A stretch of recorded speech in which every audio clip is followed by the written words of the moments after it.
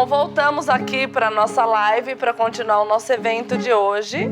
O governo do estado de São Paulo, através da Secretaria da Cultura e Economia Criativa, a gente está aqui hoje com velas e siglas, com Priscila, Marcelo e Rose e eu, Ellen. E hoje é um dia bem especial, viu? Aliás, um momento interessante, porque a gente vai entrevistar quem?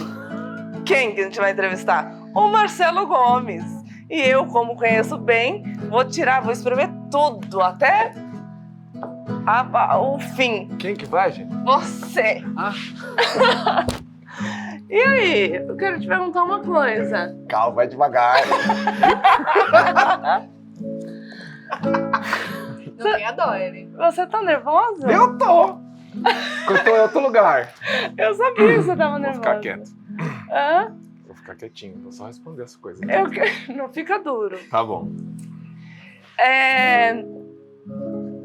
Eu quero te perguntar coisas que talvez eu não tenha perguntado até o momento. Será que tem? Porque eu fiquei pensando nisso. Quando foi o momento que você percebeu que você tinha um projeto cultural na mão, assim? Boa pergunta essa, hein? Eu acho que ele se estruturou com você, de verdade. Mas quando eu comecei a trabalhar em São Paulo, o que dava pé pra gente lá atrás, 2008, era fazer teatro. Porque a gente que não era famoso, a gente que não é famoso, que a gente não tá na televisão na época, não tinha série, essas coisas, onde você podia estar? Você podia estar em comercial, você podia estar em passarela, se você era modelo, né? A Pri também começou como modelo, como eu também. Então era o teatro. Então você falava, tá, então vamos fazer uma peça de teatro. Então a ideia primeiro foi fazer uma peça de teatro. E aí o tempo, né? Vai girando, vai devagar, você vai entendendo o que são as coisas, você vai participando de produções, você vai vendo o que é uma peça de teatro, você vai vendo o povo ganhar dinheiro. Você vai vendo o povo que não ganha dinheiro, você vai ver o povo que some com a bilheteria e vai embora. Porque isso já aconteceu. E aí você fala, tá, então se essa pessoa fez uma peça, eu também posso fazer. Como é? Aí já é outra coisa. Aí a gente vai tentando, vendo o que dá pra fazer, como é que é. E aí a gente vai ficando mais velho e vai entendendo que talvez alguém queira assistir isso, entendeu? Quando eu te conheci, você falava sobre alguns textos que você já tinha, né? E como que foi a inspiração? Porque eu acredito que Max e Eva veio dessa construção inicial. Por exemplo, eu postei um TBT essa semana de 2017, que foi um laboratório de vivência que a gente fez. Mas os seus textos, ele tem quantos anos, mais ou menos, para a gente começar a mensurar o tempo desse projeto até ele chegar a concretizar? Acho que tudo vem da nossa vivência, né? Acho que quando você escreve um texto autoral, faz um texto autoral, ele é da sua história, da sua vida, né? A não ser que você seja um escritor e você já tem essa percepção tão aguçada que você consegue escrever sobre o outro. Mas como você não é, você escreve sobre o que você vê. Sim. Você fotografa sobre o que você vê. E eu escrevia sobre o que eu sentia. Ou sobre o que eu não queria sentir. Ou sobre o que eu renegava sentir. Então, eu também não escrevia. Eu não sou uma pessoa tão muito concentrada numa coisa só. Bem, você sabe. Sim. Então, sempre foram poemas, foram fragmentos, foram frases. Depois, lá estudando teatro, eu vi que isso, na verdade, você faz um livro da vida do personagem, um livro da vida do projeto, mas até então eram só crônicas, né? Deixando bonito. Que, na verdade, para mim, eram frases. Então, eu escrevia sobre coisas que eu sentia e ia colocando num cantinho. Escrevia no papel mesmo. Quantos anos você tinha, mais ou menos? Quando eu botei no papel, eu acredito que foi... Eu devia ter uns 19. Antes eu pensava. Uhum. E tava guardado, né? Porque quando a gente tem idade, a gente não esquece das coisas. Depois complica. É jovem? É jovem. Então, dentro das minhas experiências no interior, porque eu sou do interior, eu ia botando na cabeça. Quando eu vi que eu fui virando artista, eu vi, isso daqui, deixa eu pegar isso aqui. Deixa eu catar isso aqui que eu pensava. Deixa eu catar isso aqui que eu sentia. Deixa eu catar isso aqui que eu achava esquisito. E aí eu fui botando num bloco de notas do celular, a priori. E eu não sou uma pessoa que leio muito, porque eu não consigo me concentrar.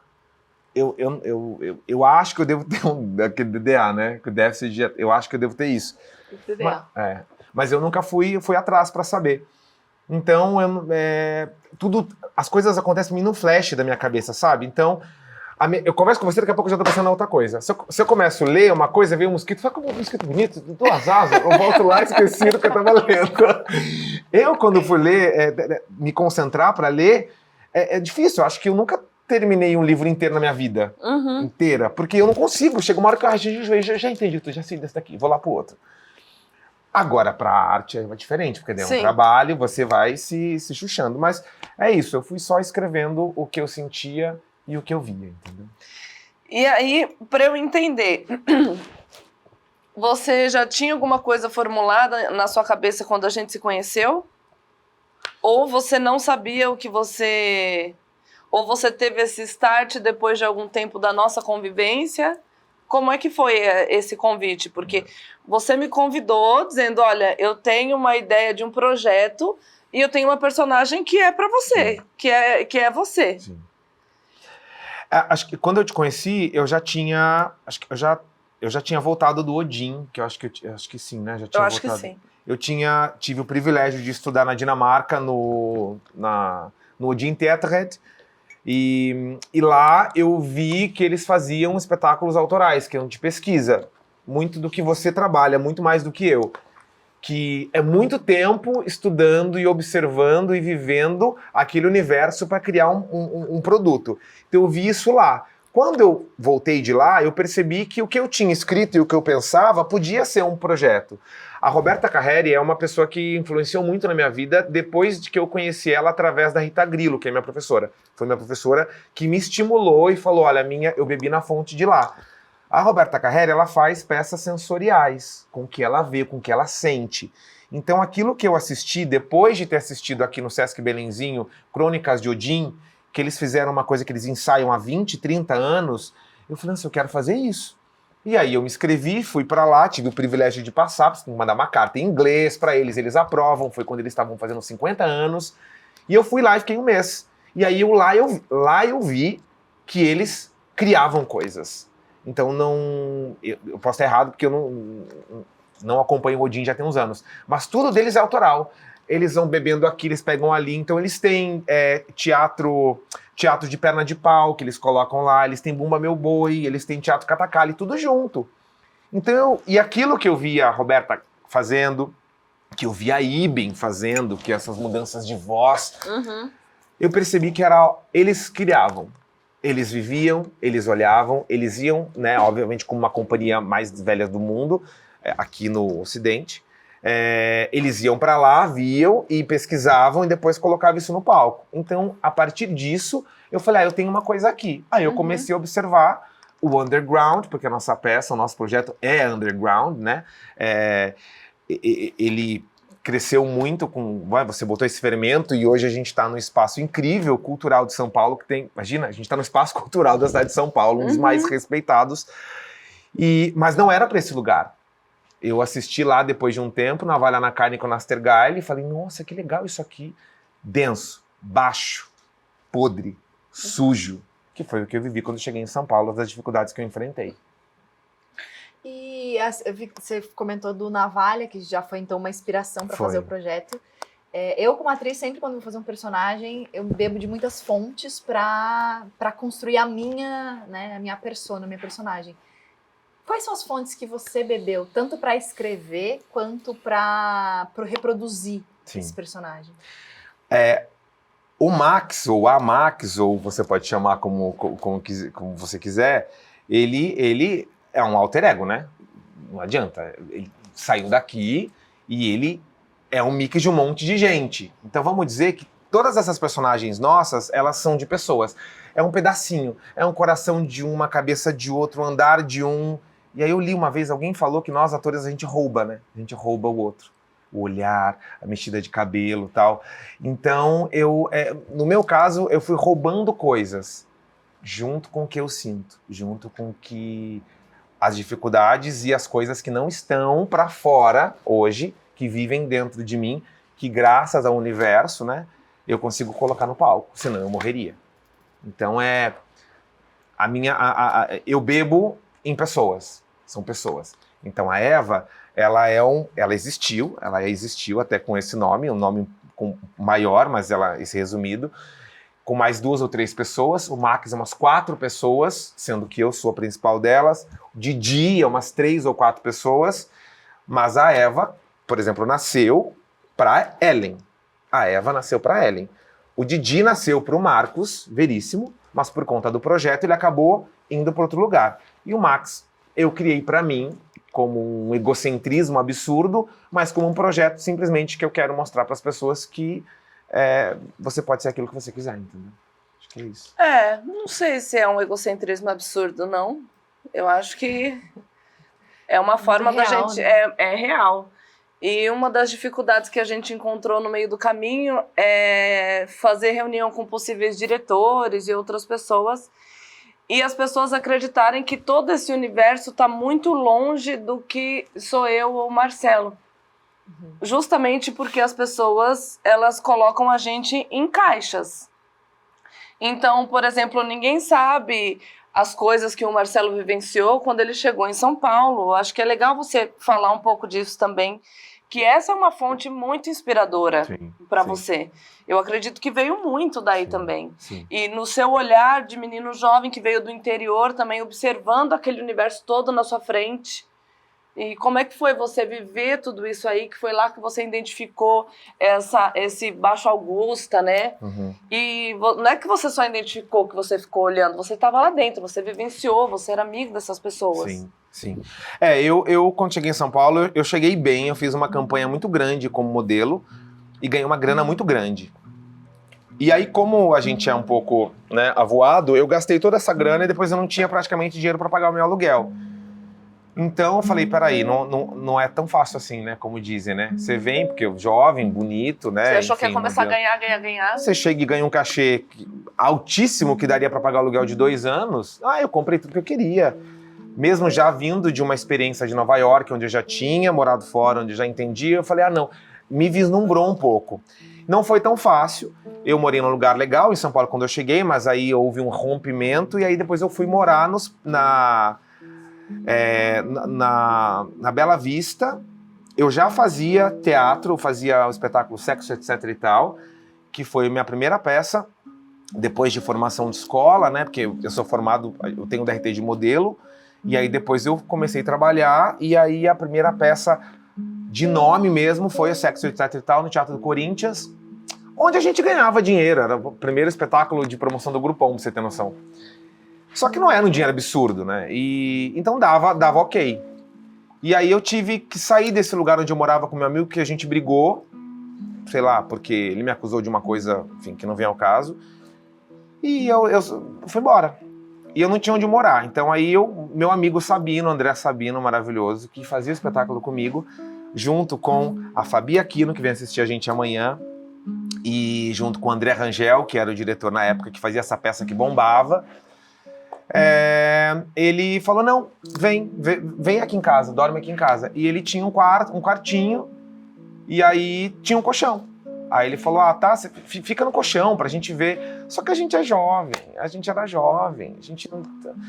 Hoje, tava tudo bem, né? Tava tudo bem, era um colchão. Eu tava morando, né, eu vinha de uma cobertura no Santa Cruz, que era o lugar onde eu morava, né, tinha que arrumar as minhas coisas, porque na verdade era um mezanino com um futon, e aí quando eu acordava, eu guardava tudo e virava uma sala, e eu virava só, ficava lá em cima, mas tudo bem, não era um problema. E aí quando eu fui pra morar com ele, deu um problema, porque a gente ficou 1 mês, e aí a pessoa que ele alugava a casa não queria mais uma pessoa, eram 3 e estavam em 4. E aí a gente sentou num bar ali, perto daquele bar que a gente foi aquele dia ali na Roosevelt, a gente falou, o que nós vamos fazer agora, né? E não era tipo, vai Marcelo, você que chegou, você não tem lugar. Não, como que a gente vai se ajudar? Um apoio. Tinha o Lucas, tinha outra Fabi, nós morávamos em 4, né? O Sabino era o mais velho. Falei, como é que eu vou fazer agora? Eu não tenho onde morar. Ele pediu pra sair, o o morador, o dono do apartamento. Aí eu não tinha fiador em São Paulo. Falei, vou dar um jeito de alugar um apartamento. Aí eu pedi para um amigo ser meu fiador, e aí ele me cobrou. Eu não sei da onde eu arranquei dinheiro, mas paguei. Aí fui morar no meu primeiro apartamento no Aroche. E eu lembro que naquela época não tinha grana, porque eu já tinha usado tudo para pagar o negócio para ele, o calção para ele, na verdade o dinheiro para ele poder ser o fiador. Uhum. E aí eu fui para apartamento, só que graças ao universo do meu apartamento tinha uma cozinha, que já tinha fogão, que já tinha geladeira. Acho que tinha geladeira na época. Mas não tinha nada no quarto. Então eu comprei um edredom e dormi no edredom. Só que no meu quarto, entendeu? Fechadinho, janela, bem no Aroche ali. Então foi assim, e ali no Aroche que os negócios aconteceram.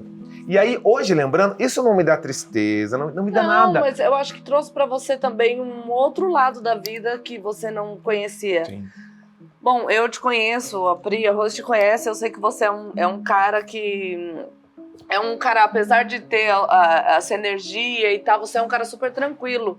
Só que lá você viu de perto o que era a noite, o que era, por exemplo, pessoas se prostituírem. Sim.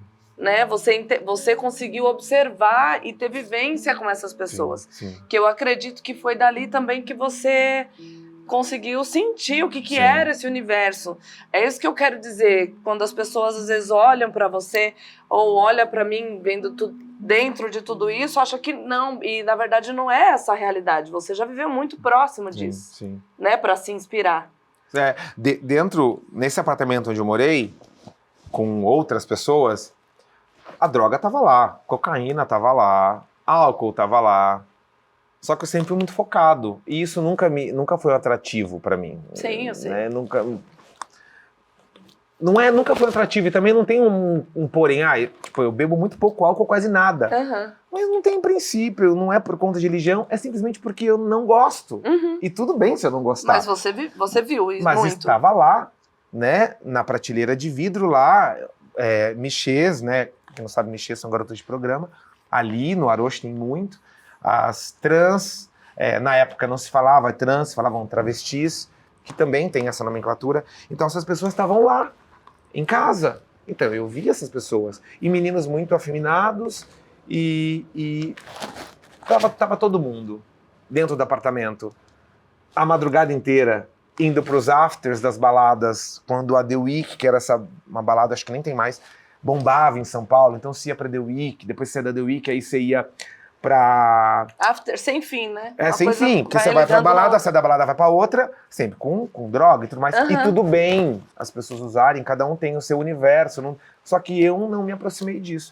Eu via, as pessoas me ofereciam, eu falava, tá tudo certo. E não é clichê, porque não tem um clichê, não tem problema nenhum, né? Porque às vezes você fica falando, mas a pessoa quer ser puritano. Não. Eu tava ali, tava acesso, mas eu não quis. Por quê? Não sei. Não gostava, não tava afim. Só que nesse momento não foi, porque eu tava dentro do apartamento, tava de boa, e não tinha também problema com os meus amigos. Não brigava, vocês estão trazendo esse pessoal aqui. Não, eu olhava. Aquilo você observava, você tentava entender. Aquilo me cativava. A gente ia no Bar Queen, que vira um pouquinho ali eu não lembro mais o nome daquela balada, no Aroche, e aí ali estavam os shows da Silvete Montilla, da Márcia Pantera, que são essas drags que fazem shows nas casas de São Paulo, e eu achava aquilo maravilhoso. Mesmo sem ainda estar totalmente entender o que é uma expressão artística, o que é eu olhava e falava, que legal ela apresentando, que legal ela fazendo um show. A Márcia Pantera ela é uma drag preta, maravilhosa, grandona. Então ela subia, escalava as coisas, perdeu um dedo uma vez no show. Louca, maravilhosa. Acabou de fazer filme e tudo mais. E eu via aquilo e falava, que legal esse universo, olha que interessante. Aí a vida vai mudando, você vai entendendo o que você realmente gosta, o que você não gosta. Foi ali que eu me aproximei um pouco mais do universo trans, que é uma coisa que eu acho incrível, que eu convivi com mulheres trans, que eu vi as mulheres trans, que elas estavam em casa. Então tudo isso virou material para arte e não para vivência e cair no mundo, se é que isso é um problema, porque eu também não acho que não é, cada um faz o que quiser da vida. E conta pra gente, pras pessoas, né, um pouco mais, que eu acho curioso. Quem era a Eva que você conheceu? É um apartamento... Ela é uma figura, né? Ela é maravilhosa. É um apartamento que eu frequentava, porque tinha boate louca, acho que nem tem mais. E aí tinha o bar do Medalha. Eu não tenho mais contato com ela, porque a Eva existe. Acho que existe, porque ela é maravilhosa. E aí ela morava no apartamento com um amigo, que eu não vou falar o nome, porque é muito clichê, vai saber que eu tô falando. A gente não se fala mais também, porque a vida vai correndo.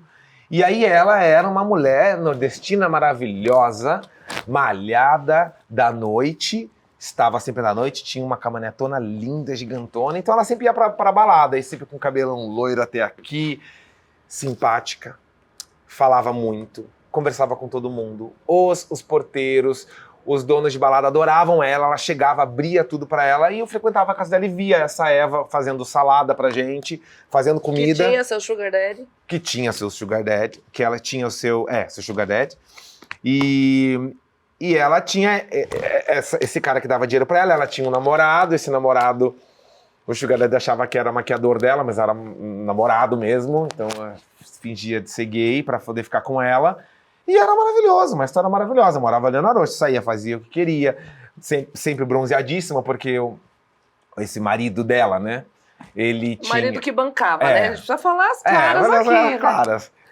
Ele que bancava ela, mas que ela tinha uma relação com ele também, que pra ela também tava tudo bem, isso não era um problema. Mas eles não moravam juntos. Não moravam juntos. E... Será que ele era casado? Não sei. Eu nunca vi ele. Acho que sim. Você acredita? Eu nunca vi. E ela sempre andava, tinha aquela marca do biquíni da Galisteu, sabe? Alta, assim. Essa era a Eva. A Eva, ela era um pouco mais pesada, densa e dessa coisa ali, desse universo, do que a que foi construída na arte por conta de uma direção, por conta de uma luz, por conta de um figurino que nós temos. Mas ela tem o seu perfume ali, que você deu vida pra ela, entendeu? Que legal. Que mais, Trix? Então, muito interessante. Interessante, é maravilhoso. E você imaginou que você ia chegar tão longe com esse projeto? A vida inteira. Eu sempre imagino que eu vou chegar longe, mais longe ainda, e mais longe. Eu nunca desisti. Eu acredito que a gente não... Quem vence é porque não desistiu. E a gente tem que continuar fazendo, a gente tem que continuar escrevendo. Esse projeto, eu devo ter mandado pra gente, né? Eu ficava com essa parte de tentar captar para pelo menos umas 100 pessoas pedindo ajuda, depois que eu aprendi, oferecendo parcerias, mas eu nunca desisti. Ele foi mudando, ele foi mutando, muito por sua causa, que foi me colocando para baixo e falando, peraí, a gente precisa olhar para isso, a gente precisa olhar para isso. Mas eu tenho certeza de que... eu tinha certeza que a gente já está aqui hoje. Absoluta. Eu não tenho dúvida. Como eu não tenho dúvida de que a gente vai conseguir chegar mais longe, como eu não tenho dúvida que eu vou conseguir conquistar mais coisas, sempre vai muito claro. Como um bom aquariano. Exato. Eu não acredito muito nisso. Aí, com essa aquariano. Mas eu sempre acreditei e eu não desisti, porque acho que... Eu só falo pra Pri muito. A gente tem que fazer o nosso autoprojeto. Eu falei muito para uma amiga agora que entrou em cartaz, que fez a peça dela também. A gente tem que fazer, a gente tem que escrever, porque é ali que a gente vai conseguir colocar o que a gente tem de dentro para fora, senão você vai morrer com isso. A gente falou, chegou uma hora que o projeto vence. Eu não vou deixar vencer, eu vou fazer. Então, se ele vai seguir mais em 2023, eu não sei. Mas ele foi feito, do jeito que eu imaginei. E uma coisa que eu queria que você falasse um pouco sobre como as coisas mudaram desde o início de quando a gente começou a falar sobre esse projeto até os dias de hoje. O quanto a gente aprendeu durante essa trajetória, o quanto a gente entendeu sobre lugares que a gente poderia falar e outros não. Como as coisas mudaram, né? Porque quando a gente começou a falar sobre esse projeto, não tinha nem aquela novela que tinha o menino trans. Um homem trans. Um homem trans. Sim. Foi antes disso. Tanto que quando lançou a novela... A Ivana que virou Ivan. Falei, nossa, Marcelo, tá super em alta. Não super em alta, mas as pessoas estão começando a falar sobre isso. E de lá pra cá, quanta coisa mudou. E como essas pessoas que estavam mais marginalizadas também estão ocupando mais um lugar com mais segurança, com mais poder, com mais liberdade. Sim. Como a gente viu o Khalil falar aqui, isso é novo. Quando a gente começou a falar sobre isso, que inclusive o projeto era mais denso, falava mais sobre uma questão obscura, mais baixo augusta, que na época cabia muito mais do que cabe hoje, porque nesse tempo já mudou, Sim. né? E como você vê essa trajetória de mudança, assim? Eu, apesar de ser uma pessoa muito mente aberta, eu também sou muito cabeça dura. Se eu não tivesse você, eu teria feito a primeira ideia. A primeira ideia não, a primeira vivência. Só mudou por sua causa, você sabe disso. A gente chegou a hora, você falava assim, não dá. A gente tem que acompanhar a evolução das coisas, as coisas evoluem. E a gente mudou muito por isso, porque você trouxe informação nova. A gente falando de não binariedade, de sexo fluido, foi você quem trouxe. Tecnicamente falando, foi você quem trouxe. Sentimento, talvez eu falei, eu sinto isso aí. Talvez eu me identifique com isso, talvez eu seja isso. Que é isso, as pessoas entendem. Né? Exatamente. Mas eu precisei ter alguém que falasse e alguém que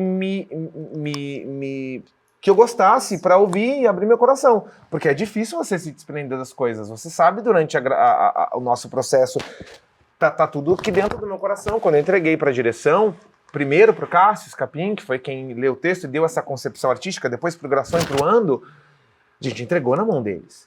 E existem pontos que eu não concordo, mas eu entreguei. Vamos fazer o que foi feito. Então essa evolução aconteceu por sua causa. Senão teríamos continuado falando de um homem trans que busca pelo seu fenótipo depois de encontrar uma mulher, que é a Eva, que faz ele repensar sobre a sua identidade. É muito complexo para explicar. Era um filme, virou curta, virou longa, você sabe, monólogo. E eu não sou mais autorizado hoje para falar disso, por eu ser um menino cis, um homem cis. Eu me apresento assim. Não importa o que eu sinto por dentro, talvez não seja isso. É possível que não vá ser. Mas eu vou me apresentar assim com essa casca para a sociedade. E aí, vamos arrumar então. Você arrumou. Tanto que tá na boca do Didi. Esse texto, venham assistir, viu, gente? Amanhã depois. Vocês entenderam o que eu tô falando. Tá na boca do Didi, tá na boca do Arthur Schermonti, maravilhoso, que você trouxe também pro projeto. Exemplificou tudo. Esse texto é seu. Eu não teria feito isso. Eu teria ficado brigando com aquela pessoa velha que fica falando, mas eu quero fazer desse jeito. E talvez eu teria tido problemas, como porque mesmo o Silvério tendo alertado a gente, eu repensei. E eu tenho uma amiga, a Cacá Araújo, maravilhosa, diretora, falou, Xuxo, ela me chama de Xuxo, faz o teu projeto, faz do jeito que você quer. Só que eu não posso, preciso acompanhar o que está acontecendo, não tenho um lugar de fala, e eu entendo isso, e eu respeito. Concordo 100%? Não, mas é um produto cultural. Eu estou aqui dentro de uma casa que respeita a sigla de expressão de diversidade. Eu pertenço a ela. Deixa eu fazer, então, do jeito que eu acho que pode ser bom para todo mundo, inclusive para mim. E tudo bem. Eu acho que tenho certeza. Essa reunião que a gente teve com o Silvério Pereira, ele foi tão honesto com a gente e ele falou sobre coisas tão importantes que a partir dali, quando acabou a reunião, eu olhei para o Marcelo e falei, Marcelo, não vai dar. A gente vai precisar rever tudo isso. E a gente, durante um tempo, ficou com o projeto meio adormecido, sem saber o que fazer, assim. E aí depois a gente pensando,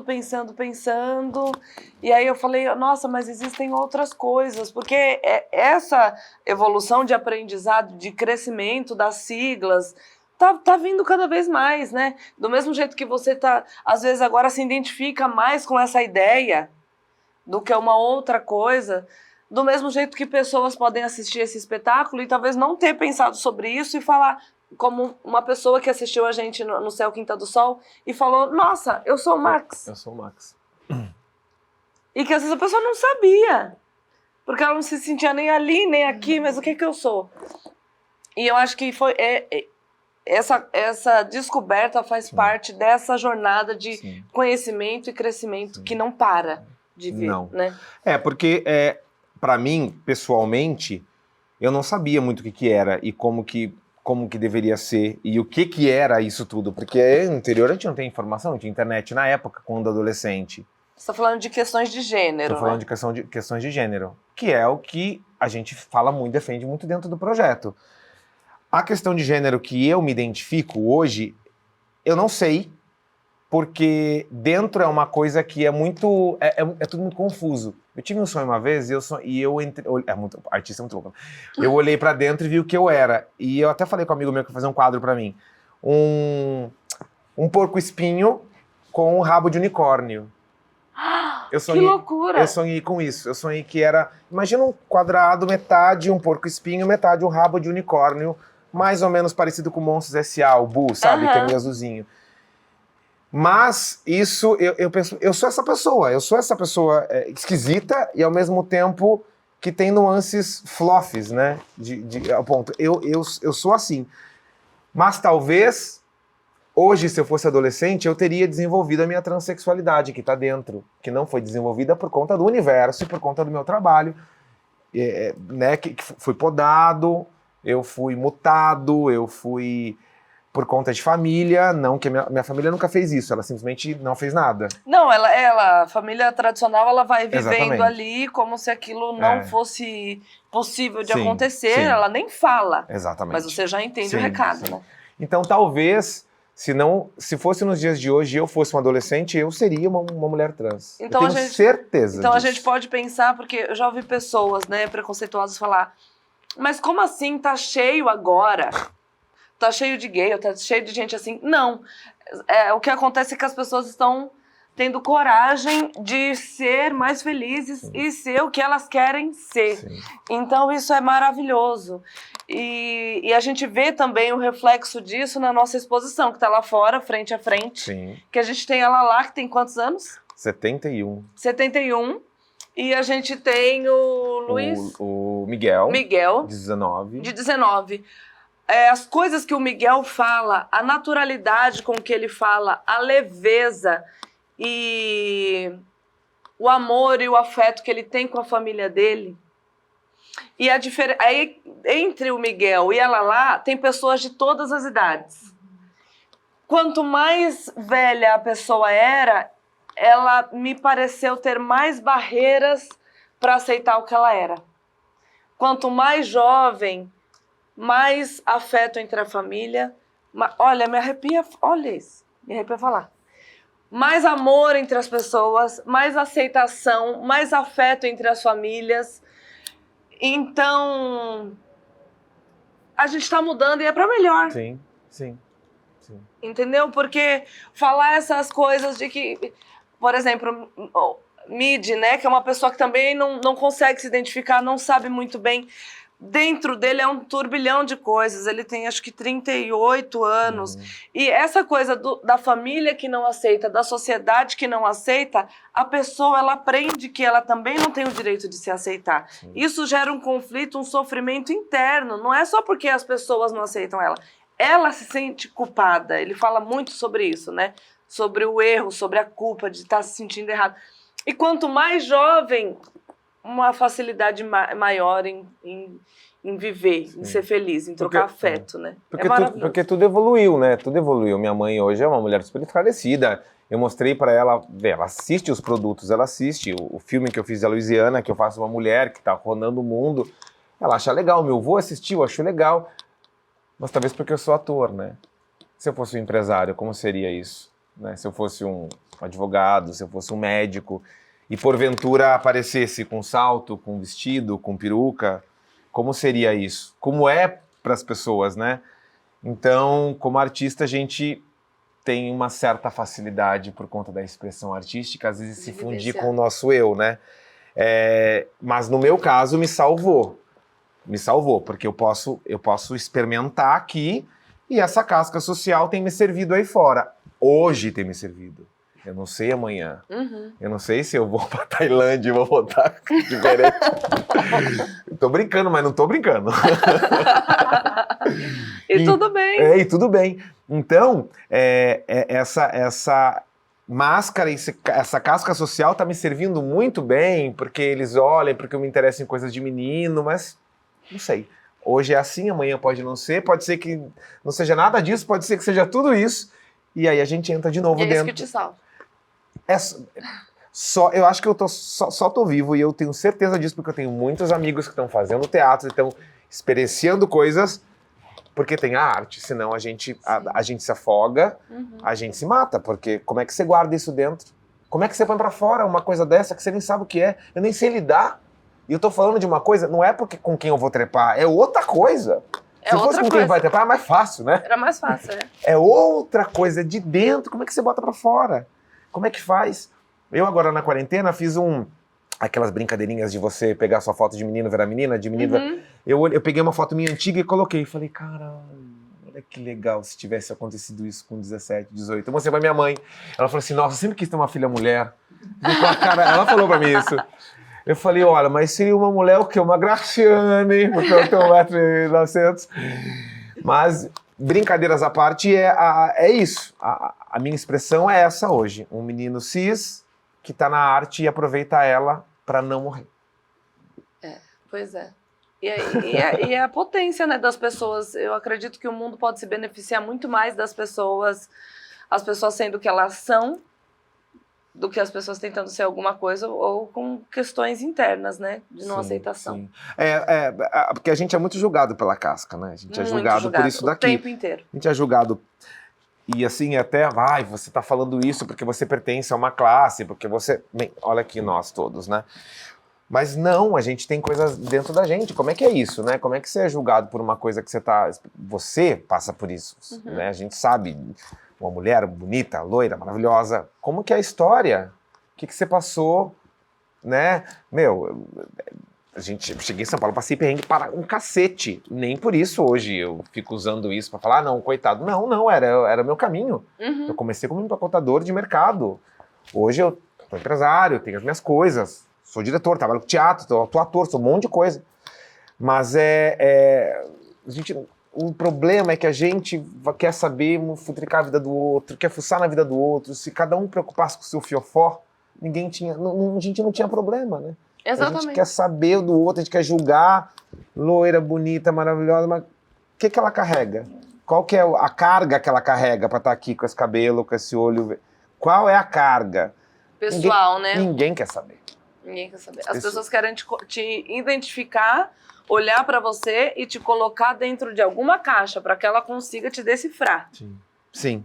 E qualquer coisa que não vá de encontro com o que ela pensa gera um afastamento, porque não, você não faz parte daquilo, né? Acho que a gente precisa entrar no... Eu não sei se é possível, né? Eu não sei, talvez essa nova geração das suas sobrinhas, por exemplo, que são mais novas, talvez os netos, da gente mudar um pouco essa consciência, da gente parar de se preocupar com a vida do outro, parar de se preocupar com o que o outro é. Eu tenho que ter interesse em você, eu tenho que querer saber o que você é, se eu quero transar com você. Você não quer... E eu acho que assim, é querer saber do outro como troca de experiência, de história. Sim. Compreensão. De tipo, olha que legal a sua história. Sim. Que incrível poder trocar uma história, tipo, uma pessoa trocar uma história com a outra. Que é uma coisa que a gente... Antigamente tinha muito isso, né? Eu lembro muito do meu avô contando histórias pra mim. Tipo, de coisas que aconteceu. E isso um pouco se perdeu porque hoje a gente... O julgamento. E poderia ser o outra coisa... egocentrismo também. E poderia ser outra coisa totalmente diferente. Utilizar talvez desse meio que a gente tem de julgamento pra, na verdade, compreender. Sim. Eu vou fazer até uma alusão do negócio. Vocês conseguem lembrar a última vez que alguém perguntou que vocês falaram da vida de vocês pra alguém? Se não, pra pessoa que tá perto de você? Contou alguma história de... mas há 10 anos, há 20 anos, há 15, há 30 anos atrás. A gente não faz mais isso. A gente só fala de amanhã. É verdade. A gente não fala do que passou. Nem a gente que é amigo fica perguntando. De repente aparece. Ai, nossa, mas olha essa foto da Ellen com o seu irmão. Ai, que legal. Se você pegar aquela foto, você vai ter uma reflexão de alguma coisa que aconteceu, você vai me falar. A gente não faz mais isso. A gente só vai pra frente. Quem faz isso? Os nossos pais, as nossas mães que vão lembrando. A gente só vai pra frente. A gente não lembra mais. Aí você não lembra mais de onde você veio, você não lembra mais o que você faz, não lembra, ninguém tá interessado.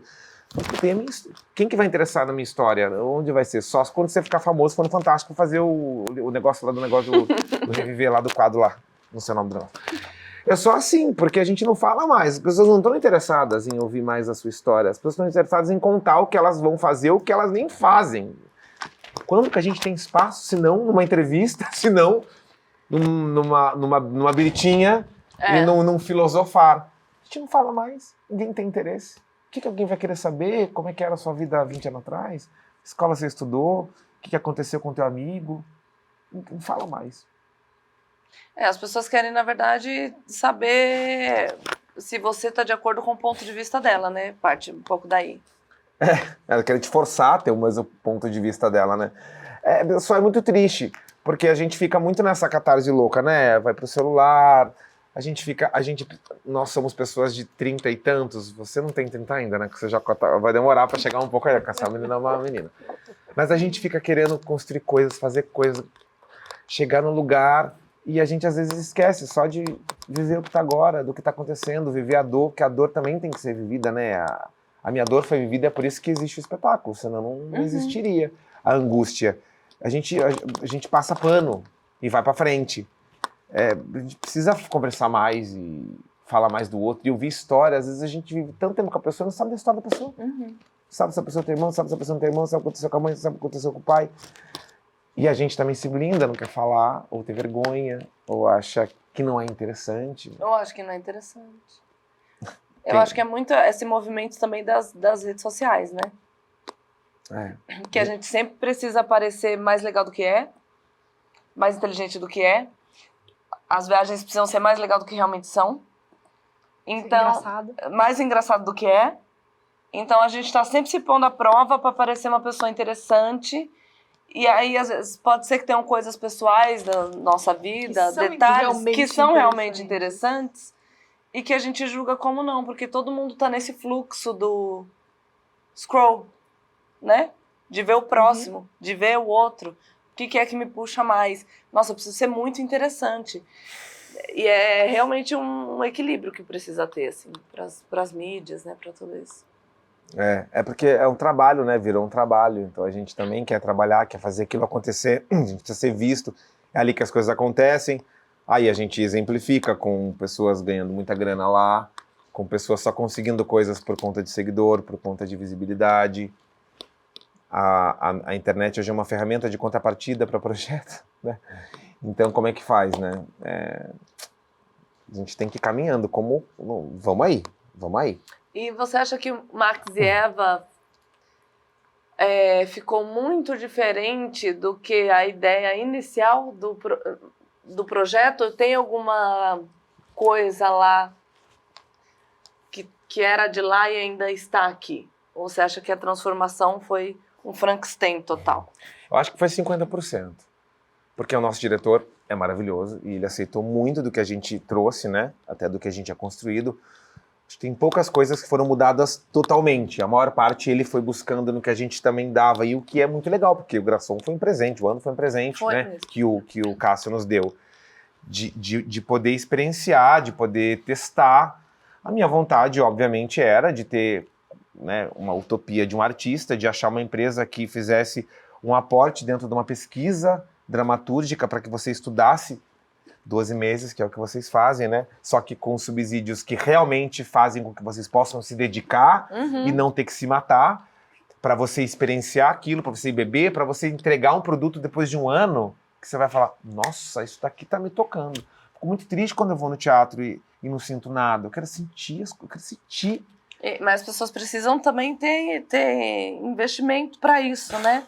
Exatamente. Seria tão maravilhoso se as empresas percebessem o poder disso tudo, né? Eu vejo muito que... Eu não sigo muito ela, mas eu vi uma entrevista, a GK. Ela disse que ela bateu muito na porta das pessoas para fazer a farofa. Ninguém quis. Aí depois do sucesso? Agora vai fazer coisa... Me chama de quê? Me chama assim. Mentira. E aí, depois que deu certo, a pessoa foi atrás, né? A gente conseguiu. Olha quanto a gente batalhou quando eu mandei para empresas. Eu cheguei muito perto de quase conseguir. A gente conseguiu aporte de ICMS. A gente conseguiu para a MAC, mas ninguém deu dinheiro. Ninguém deu dinheiro. Porque as pessoas não queriam falar sobre esse assunto. Desse universo. Como se ele não existisse, né? como se garotas de programa não existissem, como se mulheres trans não existissem, como se... Inclusive, a gente pediu o apoio, a parceria para uma marca de camisinhas. Duas marcas, viu? Duas. E eles alegaram que não queriam se vincular a esse público. Você acredita? Tem um e-mail, viu? Para comprovar. Pois é. Bom, o nosso tempo está acabando, mas eu queria fazer uma pergunta muito especial para finalizar. Tá. Onde você comprou esse terno? Todo mundo tá comentando, a gente quer saber. Tô brincando. Foi na... Bom, é isso. Eu quero aproveitar que eu no final e te agradecer. Dizer que foi uma trajetória muito linda tudo isso que aconteceu com a gente, esses anos todos pesquisando sobre isso. Agradecer pela força que você me dá, pela coragem que você me deu para acreditar nisso. Muitas vezes eu tive pouca esperança, mas você é muito forte.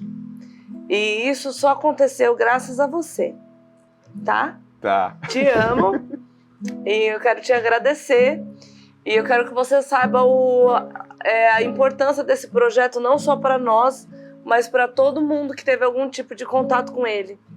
Porque a gente, mesmo a gente sabendo dos riscos, que o assunto era muito delicado, a gente sempre quis fazer pro bem, de todo o coração. Nunca foi pink money, sempre foi de coração. Sim. Então, parabéns. Obrigado. Obrigada.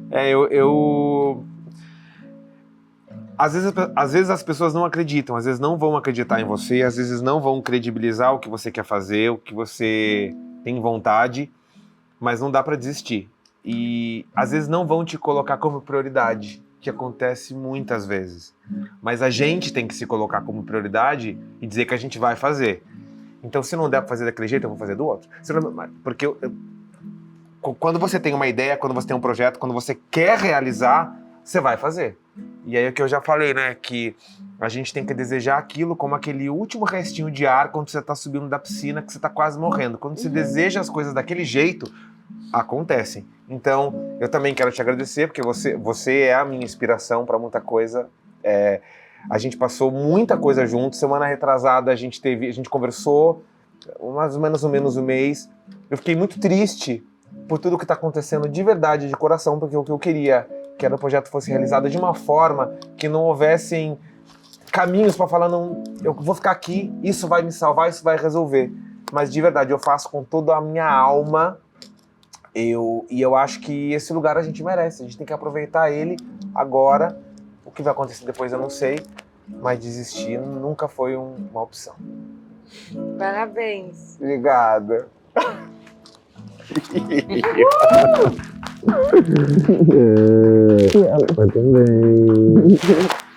É isso, gente. Eu comprei na... Ah, não, comprei em lugar nenhum. Eu fui mandado fazer, gente. Eu queria muito chique. Não mandar fazer nada. Mandou fazer. Ele tem o próprio figurinista. Se ela soubesse que foi ela que fez. Selma, um beijo, Selma. Selma maravilhosa. Tchau, gente. Gente, obrigada. Obrigado, Pri. Obrigado, Eli. Obrigado, Rose. Maravilhosa, Rose. Maravilhosa. Tchau, gente.